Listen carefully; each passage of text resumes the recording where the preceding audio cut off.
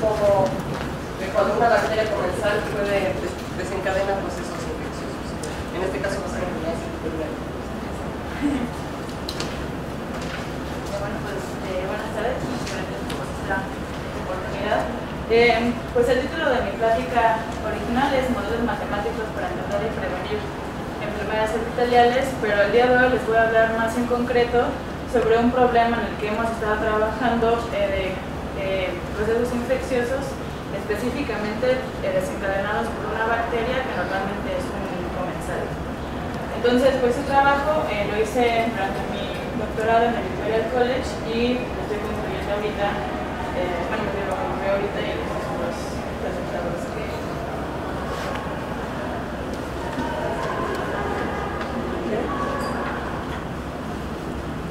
Bueno, quiero empezar con esta diapositiva que creo que la presento ya siempre porque me parece sumamente importante resaltar el problema científico en un contexto social. Entonces, se trata de las principales causas de muerte en México y quiero resaltar aquí en azul son diferentes tipos de enfermedades infecciosas que incluyen desde influenza y neumonía, bronquitis, septicemia, etcétera, etcétera. Entonces, bueno, en rojo hay otro tipo de enfermedades epiteliales, pero no voy a hablar de enfermedades complejas, incluyendo enfermedades epiteliales, pero el día de hoy me voy a enfocar en estos procesos infecciosos. Entonces, se preguntarán por qué necesitamos modelos matemáticos para estudiar procesos infecciosos si la causa es, si lo pensamos desde un punto de vista trivial, pues bastante sencilla, ¿no? Hay una bacteria, entonces uno se infecta, así. Pues en realidad, espero convencerlos hoy que este problema no es tan sencillo y no es tan lineal y es porque, bueno, y requiere de modelos matemáticos y esfuerzos interdisciplinarios porque justamente lo que sucede en procesos infecciosos es que las relaciones hospedero-huésped, que pueden ser bastante complicadas, se desregulan y esta desregulación puede ser bastante compleja y no intuitiva. Y el segundo problema, ya lo mencionó Rafael hace un par de horas, es pues, la incipiente resistencia a antibióticos que justamente hace que necesitemos nuevos mecanismos de pronóstico, prevención y ataque de este tipo de enfermedades. Bueno, también así como Rafa, quiero presentar el sistema que vamos a trabajar. Cuando hacemos modelos matemáticos, en realidad lo que hacemos es construir una historia, pues construir una narrativa de cuáles son las causas más plausibles o los mecanismos más plausibles que están subyacentes en un proceso biológico de nuestro interés. En este caso, pues el problema que nos interesa entender y cuya narrativa queremos construir es la relación hospedero-huésped. Entonces tenemos dos personajes principales, que es pues, la bacteria, en este caso Streptococcus pneumoniae, que es un comensal normalmente, y nuestro segundo protagonista es pues, las mucosas. Aquí le pongo humano, pero en realidad, como van a ver todos estos datos, son en realidad de ratón, pero bueno, sin pérdida de fidelidad, vamos a decir mucosas de algún animal, digamos. Entonces, pues lo que queremos entender es, pues en situaciones homeostáticas de salud, esta relación hospedero-huésped está bien balanceada, y entonces esta bacteria no causa absolutamente ningún daño, entonces vive en homeostasis y todos felices. Pero a veces, bajo determinadas circunstancias, hay algo que interfiere en esta relación y entonces la bacteria se vuelve un patógeno desencadenando procesos infecciosos que pueden llevar a cosas como sepsis, neumonía, etc. Entonces, la gran pregunta es entender pues, qué es lo que hace que esta relación se vuelva tal que nos enfermemos. Entonces, la primera pregunta es, ¿qué es lo que sabemos del sistema, ¿no? Entonces, justamente se ha descrito esta relación hospedero-huésped durante muchísimos años. Hay muchos estudios clínicos, muchos estudios biológicos, muchas descripciones a diferentes niveles. Y entonces, pues en esta caricatura que les voy a presentar varias veces, entonces no se preocupen si no la entienden a la primera, pues resumo más o menos qué es lo que se sabe del sistema. Entonces, estos celulillas aquí en rosa representan las células epiteliales, que son las células principales de nuestras mucosas, Aquí en particular hablamos de mucosa respiratoria por el área de nuestras narices. Entonces, pues básicamente estas células forman una barrera semipermeable que no permite el flujo de, o más bien que limita el flujo de bacterias que están en la parte más expuesta al medio ambiente, que llamamos apical, hacia torrentes sanguíneos. Entonces, lo que queremos minimizar es que estas bacterias entren a torrente sanguíneo. Entonces, hay dos maneras en las que el huésped puede evitar que esto suceda. Lo primero es que pues justamente fortalece la estructura de este tejido por medio de conexiones intercelulares, por ejemplo, incluyendo claudinas y otras. Y la otra es que induce la expresión de citocinas proinflamatorias que van a llevar al reclutamiento de componentes del sistema inmune, como neutrófilos o macrófagos, que se van a comer a las bacterias. Pero a su vez suceden cosas interesantes como que cuando van transmigrando estas células del sistema inmune, se debilita la barrera y por otro lado la misma bacteria va rompiendo la barrera. Entonces hay como un par de relaciones un poco contradictorias o un poco difíciles de entender, que por ejemplo mientras van entrando las células del sistema inmune se va dañando el segundo mecanismo de defensa. Entonces el gran reto que tenemos y por lo cual necesitamos construir modelos matemáticos es que aunque yo les presenté este modelo pues ya de una manera esquemática, digamos, en realidad la manera en la que se ha escrito el sistema pues ha sido de una manera muy fraccionaria. Entonces un laboratorio describe cómo es que los epitelios responden a la bacteria, otro laboratorio describe cómo es que los neutrófilos se comen a la bacteria. Por cierto, son ensayos que se llaman de una manera interesante, se llaman ensayos de muerte. Básicamente suena divertido, pero quizás no lo es tanto. Otros experimentos donde simplemente se mide la vida media de las diferentes poblaciones celulares que tenemos. Otros experimentos donde se mide la permeabilidad del tejido y finalmente algunos experimentos in vivo que pues son lo más realista que tenemos porque todos los elementos involucrados están presentes, pero pues por cuestiones éticas, económicas y de tiempo pues tampoco podemos hacer muchos de estos experimentos. Entonces tenemos todos estos datos que nos gustaría integrar para pasar de un conocimiento parcial a una visión sistémica del sistema en estudio para entender exactamente cómo es que las diferentes interacciones pueden llevar a mantener la homeostasis y cuándo se pierden. Entonces, pues en general la visión que tenemos de la enfermedad es que pues, la patología y en particular las enfermedades complejas como estos procesos infecciosos emergen de un sistema biológico altamente conectado. Entonces, esta es una visión bastante abstracta, pero imaginémonos como una red básicamente, los sistemas biológicos como redes, entonces uno los puede perturbar en diferentes lugares. En realidad lo que va a suceder, dada la gran interconexión de estos componentes, pues es poco trivial o poco intuitivo de entender. Y tiene consecuencias importantes, por ejemplo, como uno le puede pegar a la red en muchísimos lugares, pues hay muchos posibles factores de riesgo, también hay muchos posibles tratamientos, hay muchos posibles, existe sinergismo tanto entre factores de riesgo como entre tratamientos, hay una posibilidad de deterioro gradual de la enfermedad por la propagación de las perturbaciones y hay efectos secundarios de tratamiento. Entonces, por todas estas causas, por todas estas razones, creemos que en realidad es muy importante estudiar este tipo de sistemas, como el que les presento aquí, desde una perspectiva sistémica. Y entonces, pues en particular nos parece que la biología de sistemas, en el que justamente integramos por medio de modelos matemáticos y computacionales datos clínicos experimentales, tanto in vitro como in vivo, para realizar predicciones y básicamente pasar de una caricatura como de este estilo,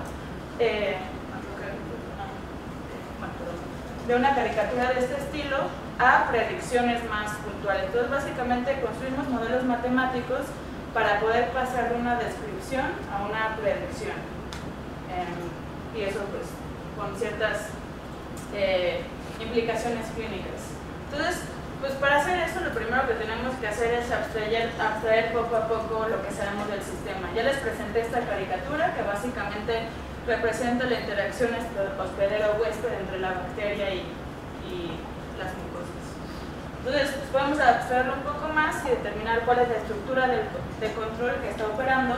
Entonces básicamente pues tenemos la bacteria que está en la parte apical, que puede transmigrar o invadir el tejido llegando a las vasos sanguíneos, y justo esto es lo que queremos minimizar, digamos, porque eso es lo que puede llevar a un proceso infeccioso sistémico. Entonces hay dos asas de control que limitan o regulan este flujo, digamos. Uno es la barrera epitelial, que funge como una membrana semipermeable que va a evitar este flujo, y lo otro son las células del sistema inmune que se van a comer a las bacterias. Lo que es interesante es que las bacterias se van comiendo la barrera epitelial, entonces esto forma una asa de retroalimentación positiva, porque bacteria inhibe barrera, barrera inhibe flujo, entonces menos por menos es más, asa de retroalimentación positiva. Por otro lado, las bacterias inducen la expresión de citocinas, que inducen el reclutamiento de células del sistema inmune, que se comen a la bacteria, formando una asa de retroalimentación negativa. Y lo que es interesante, lo que les mencionaba, es que mientras van transmigrando las células del sistema inmune, van dañando la barrera epitelial, haciendo otra asa de retroalimentación negativa, y viceversa, una barrera muy sellada, digamos, no va a permitir el paso de estas células. Entonces es un sistema pues bastante interesante, y queremos hacerlo todavía un poco más por medio de un sistema de ecuaciones diferenciales que nos va a permitir hacer un análisis con diferentes metodologías bien establecidas. Entonces, pues básicamente estas ecuaciones representan la dinámica de los diferentes componentes del sistema que les mencioné anteriormente. Tenemos a las bacterias en la parte apical, tenemos las bacterias en el vaso sanguíneo, a los neutrófilos, macrófagos y la barrera epitelial, bueno, las células epiteliales. Y todos estos tienen diferentes dinámicas de producción, de decaimiento, etc. Y algo que es muy interesante es que además de todas estas variables que operan a nivel celular, que describen el cambio de diferentes células en el sistema, tenemos también una variable que es a nivel bioquímico, que describe la activación del receptor por las bacterias que están en contacto con las células epiteliales. Ahora, aquí, si se fijan, pongo un sistema dinámico híbrido, y esto es porque tenemos dos escalas temporales. Tenemos componentes explícitamente dinámicos que modelamos con ecuaciones diferenciales ordinarias, pero que a su vez acoplamos a una expresión algebraica que nos va a describir cómo el receptor, el estado de activación del receptor o de las vías río abajo del receptor, están activados por el patógeno. Y aquí en particular vemos que este tipo de activación obedece a una relación de switch, en donde si tenemos baja concentración de bacteria hay cero activación de receptor, mientras que si pasamos cierto umbral bacteriano hay una activación total del receptor, y además tenemos un elemento de estéresis o memoria en esta activación, es decir que cuando ya está prendido el receptor hay que disminuir un poco, bueno, bastante más la concentración bacteriana para que se vuelva a apagar este receptor. Entonces aquí tenemos un efecto de umbral sumamente interesante y sumamente importante para poder modelar este tipo de interacciones de bacterias comensales, porque básicamente implica que cuando estamos en reposo, digamos, con una concentración no cero de bacterias, pero tampoco muy alta, pues el sistema en realidad no está haciendo nada, o sea, no está respondiendo, y pues es justamente lo que corresponde a un estado de homeostasis. Por otro lado, bueno, cuando pues, hay cierto aumento en la concentración bacteriana, pues hay una activación del sistema que se tiene que resolver. También quiero hacer notar un segundo valor umbral que va a ser importante, que es justamente la concentración de bacterias en torrente sanguíneo. Tenemos un valor crítico que llamamos SB estrella, abajo del cual si la concentración de bacterias se mantiene debajo de este umbral, no hay mucho problema porque el sistema inmune innato puede erradicar pero es un problema cuando pasamos a este valor umbral, porque el sistema inmune ya no puede lidiar con esta carga bacteriana, entonces podemos tener problemas de sepsis, etc. Entonces, pues ahorita que tenemos este modelo matemático, lo que queremos hacer es analizar justamente para pasar de un diagrama estructural, o sea, de la caricatura, a predicciones puntuales sobre qué es lo que puede estar sucediendo. Entonces, para hacer esto, el primer paso que podemos hacer en este caso, y no es, bueno, quiero enfatizar que no siempre se puede hacer, en realidad en casi ninguno de los casos se puede hacer, y aquí tenemos mucha fortuna de que haya muchos datos cuantitativos, es parametrizar este sistema de ecuaciones diferenciales. Y para ello, lo que hicimos fue integrar 13 conjuntos de datos experimentales independientes los unos de los otros, y básicamente aplicando algoritmos de optimización, pues simplemente encontrar una solución paramétrica que satisfaga, que pase por todos estos puntos de una manera adecuada. Entonces, este resultado, aunque parece trivial, a nosotros nos sorprendió bastante porque justamente son muchos diferentes fuentes de datos experimentales originados en diferentes laboratorios, en diferentes condiciones, que pudimos integrar con uno y solo un modelo mecanicista. Entonces esto implica que hay consistencia entre estos datos experimentales, lo cual nos parece una excelente noticia, y además obviamente que podemos obtener un conjunto de parámetros que describen bien lo que está sucediendo en el sistema. Entonces, ya que tenemos el sistema parametrizado, el siguiente paso es, pues, tenemos que pedirle que haga lo que normalmente hace, es decir, que se comporte de manera homeostática. Para hacer eso, lo que hacemos es simular lo que también se simula en experimentos in vivo, que es simular un reto bacteriano. Entonces, básicamente, imagínense que pues, estamos caminando por la calle y alguien nos estornuda en la cara con muchísimas de estas bacterias. Entonces, lo que va a suceder es que va a haber un aumento en las concentraciones iniciales de esta bacteria y el sistema va a tener que lidiar con esto. Entonces, particularmente, tenemos un aumento en estas condiciones iniciales de la carga bacteriana, pero lo que sucede es que pues, tienen que disminuir. Y esta disminución se debe a un transitorio en la carga de células inmunes, tanto neutrófilos como macrófagos, que está acompañada de un decaimiento transitorio de la barrera epitelial que sucede por la activación también transitoria del receptor. Y lo que vemos es que en torrente sanguíneo hay una elevación también transitoria de esta carga bacteriana, pero no llega a este valor umbral, entonces pues todo bien, no pasa nada. Y pues aquí también quiero resaltar que pues este tipo de experimentos in silico es justamente también lo que se hace in vitro con ratoncillos cuyas narinas se inoculan con estas bacterias y se observan este tipo de comportamientos.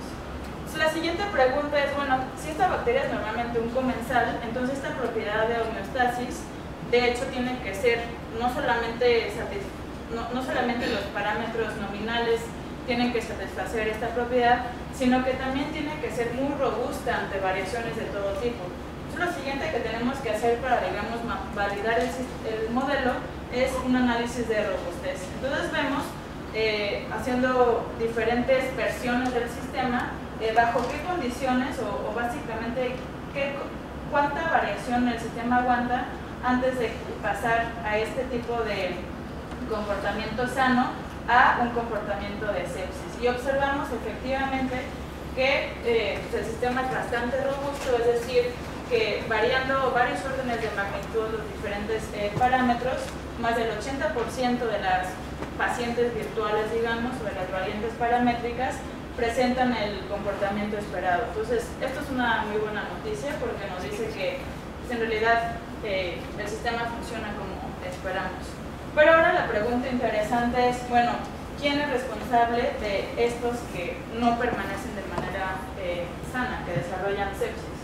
Entonces, para hacer eso, podemos aplicar otro método bastante bien estudiado, que es análisis de sensibilidad paramétrica. El sistema es bastante complicado en el sentido de que tenemos muchos parámetros y de la literatura de estudios clínicos y de epidemiología sabemos que hay muchos posibles candidatos como factores de riesgo. O sea, hay muchos posibles mecanismos a través de los cuales se podría desencadenar la disbiosis, o sea, pasar de un comportamiento sano a uno patológico.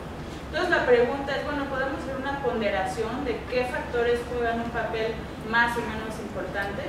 Y la respuesta es sí, sí podemos hacer este tipo de ponderaciones, justamente sometiendo el modelo matemático a un análisis de sensibilidad paramétrica. Lo que obtenemos aquí es cuáles son los parámetros, o sea, los componentes del sistema cuya variación es responsable de la mayor variación en el sistema, o sea, de la mayor deviación de un estado hemostático. Entonces está muy bien porque básicamente podemos descartar a todos estos parámetros porque parece que no son tan importantes en desencadenar esta patogenicidad. Entonces encontramos con dos métodos independientes, tres principales que corresponden a la permeabilidad basal de la membrana, a la capacidad de muerte de bacterias por macrófagos y a la capacidad de carga bacteriana. Y esto es consistente con lo que se ha... Estos son candidatos que efectivamente se habían reportado en literatura como posibles factores de riesgo para la disbiosis. Entonces podemos seguir haciendo un análisis ahora enfocándonos en estos tres factores de riesgo, haciendo un análisis de bifurcaciones, en este caso en 3 dimensiones, variando de manera sistemática estos parámetros y viendo en qué momento el sistema se quiebra. Básicamente, en qué momento pasamos de un estado sano, este blanco de aquí, a un estado de sepsis. Y más aún, para aquellos variantes en los que tenemos un estado de sepsis, podemos cuantificar cuánto tiempo se tarda el sistema a llegar a esta sepsis o esta infección. Y de hecho esto pues es una predicción del modelo y lo que podemos obtener son este tipo de distribuciones. Que decimos, bueno, hay pocos individuos, aproximadamente 20%, que desarrollan sepsis en respuesta a un estímulo o un reto bacteriano, como el que les decía de estornudarle a alguien en la cara. Pero entonces, de esta poca proporción o subpoblación de pacientes virtuales o de ratoncillos virtuales, pues cuánto se tardan en desarrollar un proceso peligroso, digamos, para ellos. Entonces, nuestro modelo predice que el tiempo a sepsis en realidad tiene esta distribución, o sea que la gran mayoría de ratoncillos infectados, digamos, alcanzan este valor crítico en menos de 2 días. Todos estos resultados nos parecieron sumamente alarmantes porque es muy poco tiempo. Y metiéndonos otra vez en la literatura vimos que efectivamente esto es consistente con datos experimentales. Es que para las pocas bacterias donde tenemos, para las pocas subpoblaciones de ratoncillos donde tenemos que se infectan letalmente, esto sucede en menos de 36 meses. Entonces, pues esto es un resultado que nos pareció bastante importante y que además tienen repercusiones clínicas importantes porque básicamente implica que tenemos que actuar de manera muy rápida para evitar un desenlace que puede ser fatal. Y en particular también es un argumento a favor de vacunas. ¿Por qué? Porque sabemos de otro tipo de experimentos que la maduración de células del sistema inmunodaptativo, que son aquellas que podrían subir el umbral de septicemia, digamos, tardan mínimo 2 días en ser activados. Entonces, pues 2 días, como vimos anteriormente, no es demasiado tarde como para que el sistema inmune responda. Entonces, pues lo que se puede hacer, y estamos en proceso de hacer eso en este momento, es extender el modelo para incorporar este sistema inmunodaptativo y ver o evaluar de manera cuantitativa el efecto de vacunas sobre las posibilidades o sobre la incidencia de sepsis en estas poblaciones. Finalmente podemos utilizar este tipo de modelos matemáticos. Bueno, este modelo matemático, pues, como está calibrado cuantitativamente, para hacer experimentos numéricos, como también lo que contó Rafa hace un rato. Entonces podemos, por ejemplo, preguntarnos para determinado paciente cuál es la dosis mínima necesaria para prevenir la incidencia de una septicemia. Entonces, pues, aplicando simplemente algoritmos de minimización, podemos encontrar cuáles son las dosis mínimas tal que se puede prevenir un desenlace fatal. Y esto es sumamente importante justamente por este problema de resistencia a antibióticos y de la por un lado, y por otro lado de los efectos secundarios nocivos del uso excesivo de antibióticos. Y también, bueno, no muestro estos resultados aquí, pero también podemos hacer este tipo de análisis para comparar estas dosis mínimas de antibióticos por variante, por paciente virtual, digamos, de una manera paciente específica, antes, o sea, de manera preventiva, o después de que ha habido septicemia, o sea, de una manera de reversión de este fenómeno patológico. Entonces, pues en resumen, utilizamos, bueno, les conté hoy acerca de un tipo de modelo matemático que utilizamos para modelar un sistema biológico en concreto, pero en general podemos utilizar este tipo de herramientas, pues por un lado para formalizar lo que sabemos de biología y de datos clínicos, pues hacemos formalizaciones con matemáticas, utilizamos esto para integrar datos que estaban ya, por ahí fraccionados, digamos, en un marco mecanicista que sea coherente, que pueda explicar todo de manera simultánea, bueno, no todo, pero cierto conjunto de datos. Podemos simular comportamientos nominales, que es lo que esperamos que el sistema haga. Podemos evaluar qué tan robusto es este comportamiento y podemos hacer un análisis sistemático con herramientas que tenemos disponibles, sistemas dinámicos, etcétera, de cuáles son posibles mecanismos patogénicos o cuáles son los mecanismos patogénicos más probables. Y ya que encontramos estas cohortes virtuales de pacientes susceptibles, podemos utilizar herramientas de teoría de control, etcétera, para encontrar estrategias de intervención, ya sea preventivas o de reversión fenotípica, de una manera mejorada Entonces nada más quiero mencionar brevemente que este tipo de, hoy les conté acerca de un ejemplo en particular, pero en general podemos modelar este tipo de procesos patológicos y estudiarlos bajo este enfoque. Y pues aquí hay algunos otros de los proyectos en los que he estado involucrada. Por ejemplo, mi tesis doctoral fue sobre dermatitis atópica, donde hicimos este tipo de análisis también. Hoy les hablé sobre infecciones de vías respiratorias. También hemos trabajado con asma y actualmente en el Centro de Ciencias de la Complejidad, en colaboración con la Facultad de Ciencias y el Instituto de Ecología de la UNAM, estamos trabajando en cáncer, cirrosis, fibrosis pulmonar y empezando un proyecto de psoriasis. Entonces, nada más para decir que este tipo de herramientas formales pues pueden servir para estudiar un gran número de enfermedades diferentes. Entonces, como conclusión, creo que la biología de sistemas es bastante útil, requiere un esfuerzo interdisciplinario, necesitamos muchos datos experimentales y clínicos, que la gente sepa del sistema que se está estudiando, que se sepa bien cuáles son las preguntas abiertas que queremos contestar y básicamente desarrollar modelos matemáticos siempre, en mi opinión, con la mira de integrar y analizar datos experimentales y poder hacer llegar a resultados que tengan cierta relevancia clínica. Y bueno, además resulta que creo que particularmente en México esto es importante por justamente la escasez de recursos experimentales que existen, económicos para hacer experimentos. Entonces es necesario justamente optimizar la información que se saca de experimentos. Entonces, pues me parece muy bien este tipo de iniciativas como la Escuela de Biomatemáticas, con lo que estamos ahora, donde esperemos fomentar su interés por este tipo de herramientas y métodos. Entonces, bueno, en particular si quieren más información, pues esperemos que esté en revisión este artículo del que les acabo de comentar y pues pueden contactarme, hablar conmigo en persona.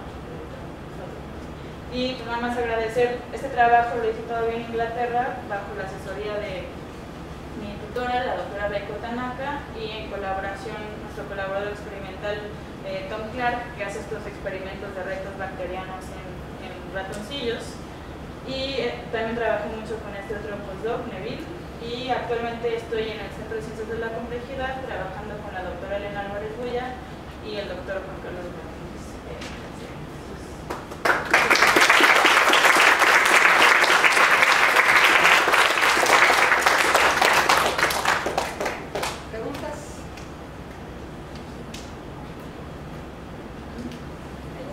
A mí me llamó la atención la parametrización combinación, porque decías que todos los artículos eran como, te daban información de subsistemas de tu sistema completo, ¿no? Entonces, ¿cómo le hiciste ahí? O sea, tú tienes tu sistema de ecuaciones diferenciales, entonces ignoras partes o haces todas las combinaciones. Sí, bueno, lo que aplicamos fue una optimización global y simultánea. O sea, optimizamos todos los parámetros de manera simultánea, pero para hacer esto pues fue un trabajo bastante minucioso y tardado, porque había que básicamente, bueno, como dices, hacer un submodelo, digamos, una versión del modelo que describe las condiciones experimentales específicas de cada uno de los experimentos. Entonces, pues sí, o sea, hay muchas líneas de código por eso.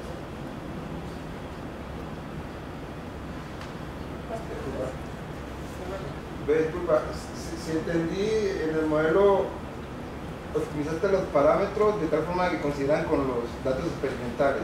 Sí. Pero, y después una necesidad de parámetros para ver cuáles son los más relevantes.